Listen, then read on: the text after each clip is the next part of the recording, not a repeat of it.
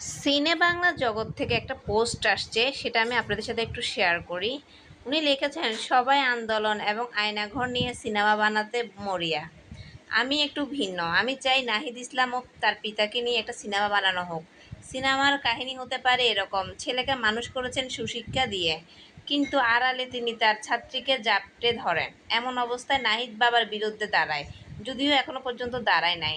আগের সিনেমায় এরকম হতো, বাবার অন্যায়ের বিরুদ্ধে ছেলে দাঁড়ায়। বাস্তব কাহিনী আর কিছু আইটেম গান রাখলে সিনেমাটা জমবে ভালো।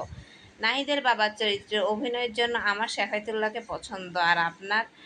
আমারও শেফায়েতুল্লাহকে পছন্দ, কিন্তু শেফায়েতুল্লাহর বউকে, মানে নাহিদের মার চরিত্র কাকে দেখতে চান আপনারা? অবশ্যই কমেন্ট করে জানাবেন। আর এটা কি সত্যি কাহিনী যে নাহিদের বাবা লিফটের মধ্যে কোন একটা মেয়েকে মানে যৌন হয়রানি করেছে, এমনকি স্টুডেন্টের হাতে মাইরও খেয়েছেন, এমন ভিডিও দেখলাম সোশ্যাল মিডিয়া প্রচুর ভাইরাল। আপনারা কি এসব ব্যাপারে কিছু জানেন? জানলে অবশ্যই কমেন্ট করে জানাবেন। আর এটা লজ্জাজনক। আমি মনে করি নাহিদের উচিত নাহিদের বাবাকে একটু মানে বিচারের আওতায় আনা।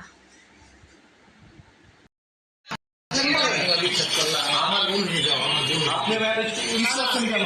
সব কিছু তো দেবো, ভিডিও কিন্তু আছে। আপনি যে ভিডিও করছেন, ভিডিও কিন্তু সব আছে। আমার মিশন লস না না না